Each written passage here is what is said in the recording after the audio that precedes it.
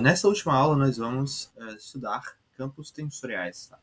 E primeiro, eu queria dizer que a gente vai utilizar aqui nessa parte, continuar utilizando o livro do Nivaldo Lemos de Mecânica Analítica. E agora a gente vai introduzir, o objetivo agora é introduzir os operadores do cálculo vetorial, que são o operador gradiente, o operador rotacional, o operador laplaciano, agora o operador divergente, claro, depois o laplaciano. Porém, agora no contexto do cálculo tensorial, certo? Então, eu optei por utilizar o livro do Nivaldo e não o livro de cálculo tensorial para introduzir isso, porque ele faz isso de uma maneira mais sintática. Então, ele explica de uma maneira mais rápida e eu acho que ficou mais adequado também para o vídeo, né? Porque ele vai fazer a demonstração já desses operadores no contexto do espaço de Minkowski. Então, a gente vai ver como que se determina, né, por exemplo, o gradiente, esse operador aqui que é o gradiente, de um quadrivetor, ou de um vetor do espaço de Minkowski. Bem, então primeiro vamos voltar aqui a introduzir uma função de campo escalar, como a gente fez lá atrás, na prototipagem, né, no vídeo que a gente falou sobre o protótipo de covariância, certo?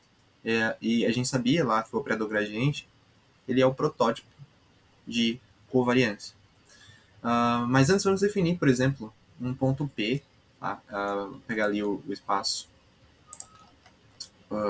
esses dois sistemas de referência, por exemplo, que a gente utilizou para transformada de Lorentz. Só que a gente vai chamar isso agora de... Só mudar o nome, né? Para sintonizar com o livro. Um K e um K ponto. E se a gente tiver um ponto aqui nesse espaço, né? Um ponto P de coordenadas. P de coordenadas no nosso sistema S aqui, ó. No nosso sistema S. Com essas coordenadas aqui que ele colocou, x0, x1, x2, x3, todas, claro, contravariantes. E a gente representar esse mesmo ponto em outro sistema de coordenadas. Então, a gente vai ter um x', vai ter x0', x1', x2', x3'. Agora, no meu S', né, que ele, na verdade, aliás, o K e o K', se nós utilizarmos um funcional, uma função escalar aplicada neste ponto, né, ou passar esse ponto como parâmetro, né, numa função escalar, f' de x' que ele fez aqui, tá?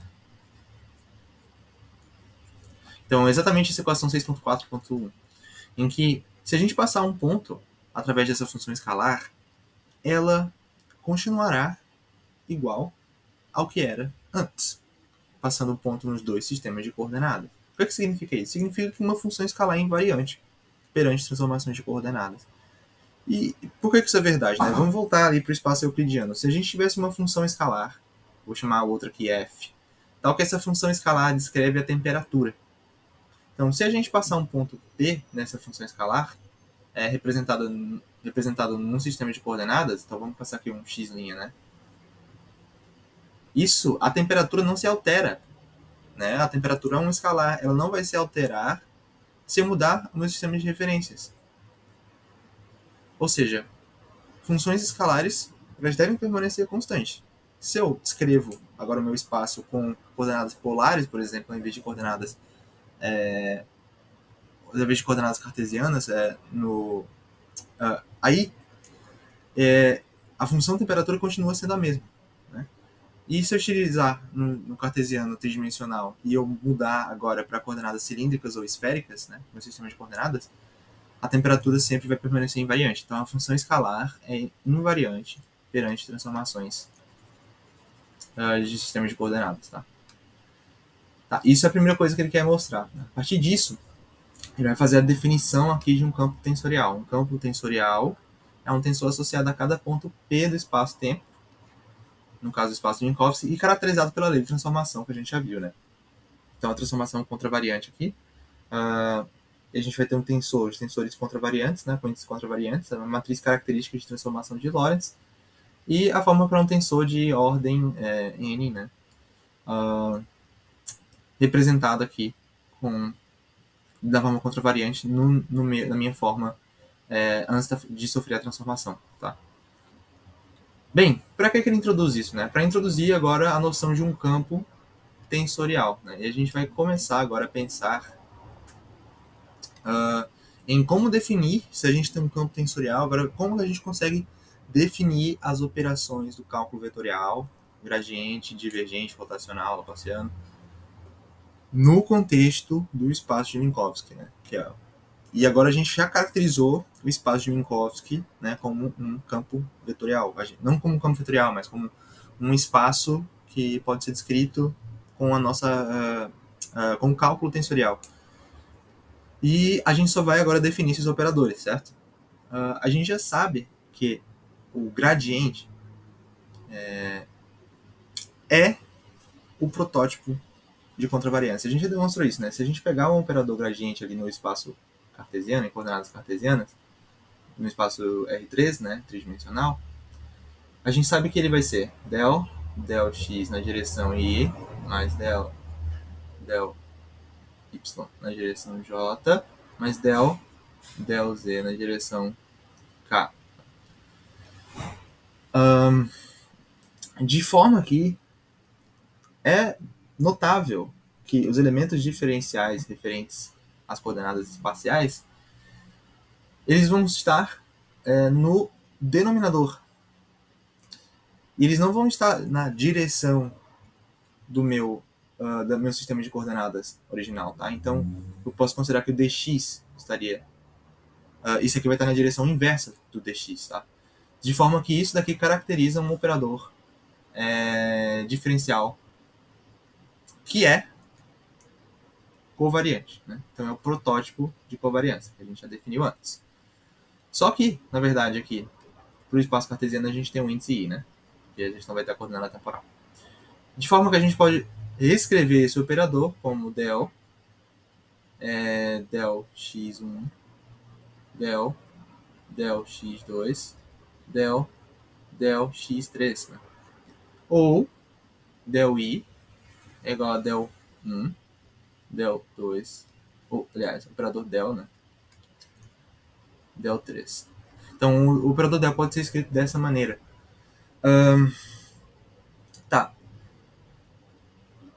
Isso no espaço euclidiano, tridimensional. E eu estou fazendo essa análise para a gente agora fazer o paralelo para o espaço de Minkowski. Tá? Então vamos utilizar esse mesmo operador.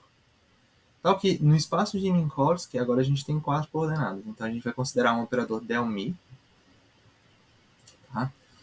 Que será igual a del x mi, que é igual a... Porém, lembra-se que na contração, né, no espaço de Minkowski, a gente, na contração escalar, por exemplo, a gente teria isto. Uma vez. Tal que as coordenadas diferenciais seriam, onde essa são as coordenadas espaciais e essa é a coordenada temporal. Então a gente poderia escrever esse mesmo operador aqui, agora, dessa maneira.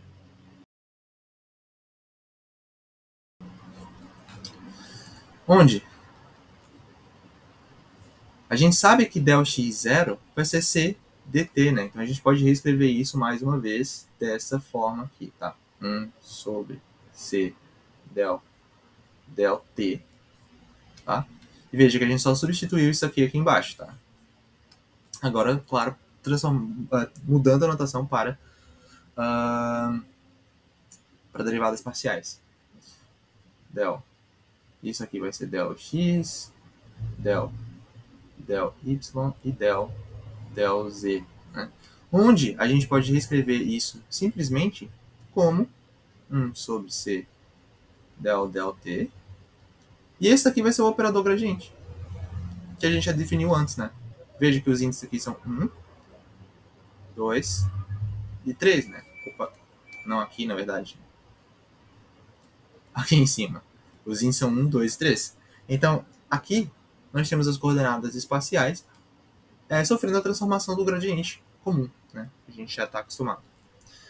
Tá, então, essa operação aqui, eu vou voltar aqui para o Nivaldo, para a gente ver um pouco isso em mais detalhes, né? Então, o que aconteceu foi isso, né? Que eu acabei de demonstrar. Esse daqui, que é o operador gradiente no espaço de Minkowski.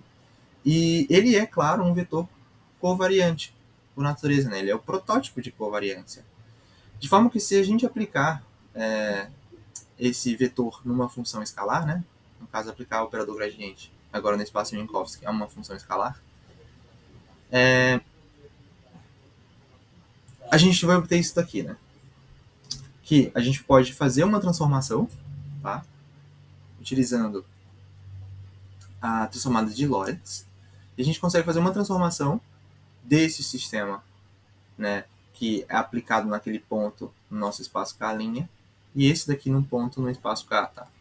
De forma que a gente pode fazer distribuir essa operação, de forma que a gente está fazendo uma transformada do operador gradiente em si, certo? E vejamos que, de maneira que φ' e φ são iguais, né? A gente já demonstrou isso também aqui em cima, porque a função escalar é invariante perante transformações de coordenadas, a gente pode dizer, então, simplesmente que eu posso fazer uma transformação covariante do meu operador gradiente. Da mesma maneira que eu fazia a transformação covariante das coordenadas do vetor covariante no espaço de Minkowski, que seria o V, por exemplo, linha de μ, né, igual a lambda de μ no V nu. E isso é verdade. Agora a gente pode aplicar a transformada de Lorentz para fazer a transformação do próprio operador. De forma que a gente também pode definir a operação de subimento de índice. Então, a gente pode também fazer a representação covariante do operador gradiente no espaço de Minkowski, utilizando o tensor métrico inverso, certo? E a gente vai fazer uma operação de subimento de índice aqui, né? Como a gente já definiu nos vídeos anteriores. De forma que, de maneira análoga ao que aconteceu com o vetor, que a gente demonstrou, né? A mesma coisa agora vai acontecer para o operador gradiente. A transformada, aliás, o tensor métrico que vai fazer esse levantamento de índice, ele vai simplesmente alterar o sinal das coordenadas espaciais. E, por consequência, para o operador gradiente, ele vai apenas alterar o sinal do gradiente para as coordenadas espaciais, tá? Aqui vai ficar um menos. Então, é isso, né? O gradiente pode ser representado agora, tanto pelo vetor covariante, na forma covariante, que é a forma natural, como também a gente pode mudar para a forma contravariante. Tá? E isso aqui só são os exemplos de algumas operações que nós podemos fazer. A outra coisa que a gente pode fazer também, né, é a definição da divergência do rotacional e da lambertiana, né? E a gente vai ver isso na próxima sessão.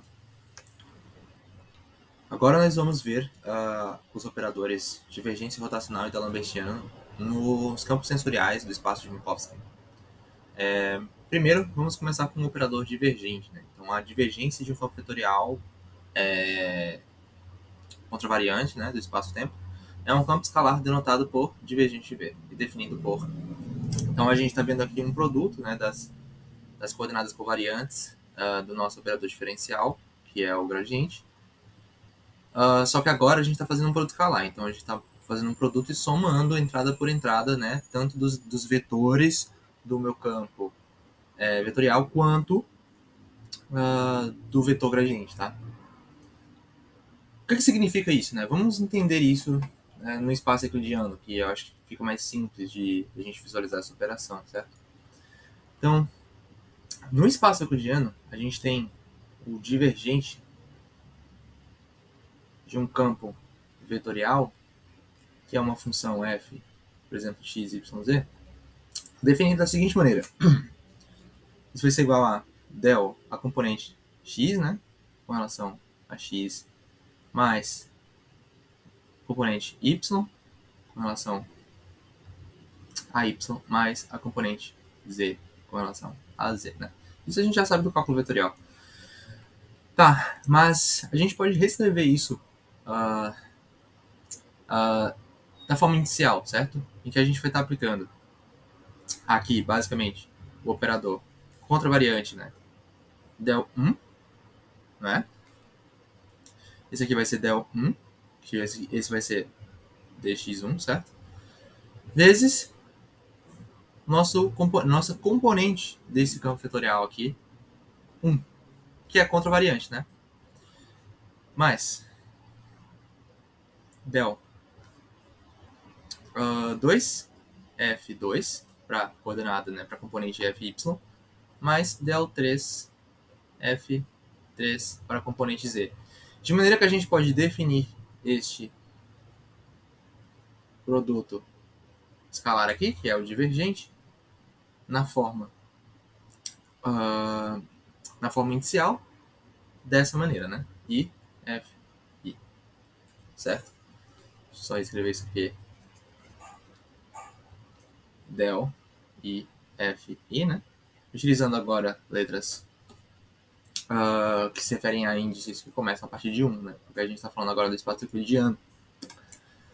Tá, e dessa forma a gente pode introduzir também o operador divergente para o espaço de Minkowski, para um quadro vetor no espaço de Minkowski. Dessa maneira. Isso vai ser igual a del mi v mi. Isso é análogo, né? Só que agora a gente começa a partir de zero, porque vão ser 4 componentes, começando a partir do zero. Então a gente acabou de definir esse operador divergência aqui. Dessa maneira, né? Fazendo um análogo com o que a gente tem no espaço euclidiano. Agora vamos seguir para o operador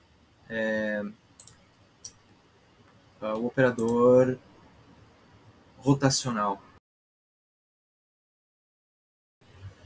Para o operador rotacional, a gente tem um problema, né? Que no caso particular do espaço tridimensional, o rotacional de um campo vetorial é também um campo vetorial. Então a gente sabe que o rotacional de um campo vetorial vai ser um vetor, vai ser um outro vetor, e a gente vai calcular as componentes aqui do rotacional I, J, K. Em todos os demais casos, porém, que não é o espaço tridimensional referente àquela base canônica, né, do espaço euclidiano, o rotacional de um campo vetorial é naturalmente definido como um campo tensorial antissimétrico de segunda ordem, a excepcionalidade do espaço tridimensional. Então, a maneira como o rotacional é definido para um campo tensorial que não seja do espaço euclidiano é desta maneira aqui, tá? Porém, eu não vou fazer a demonstração disso. Eu vou recomendar, na verdade, um livro que faz isso de maneira mais detalhada, porque acaba que não é tão trivial de ver essa demonstração como foi para o divergente, tá? E o livro é esse, né, que é Cálculo Tensorial, né? Aqui ele explica nessa seção divergência, o rotacional e o laplaciano na representação de derivadas covariantes, tá? Esse livro aqui é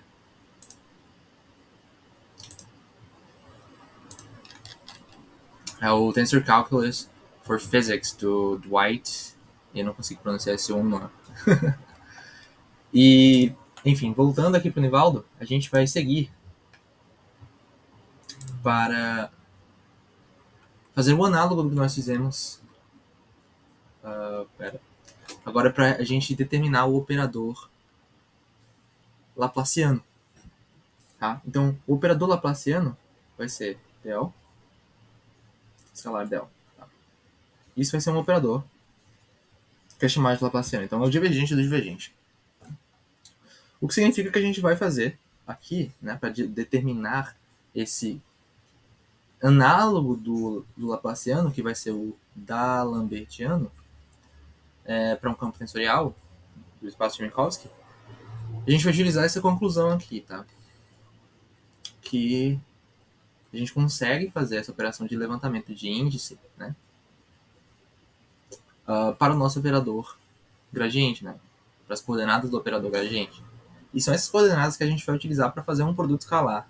Então, imagina que eu tenho as coordenadas do operador gradiente contra variantes, e as coordenadas do operador gradiente covariantes. Então, quando eu faço um produto entrada a entrada de cada uma delas, a gente vai obter o laplaciano, que agora, nesse caso, será chamado de d'Alembertiano.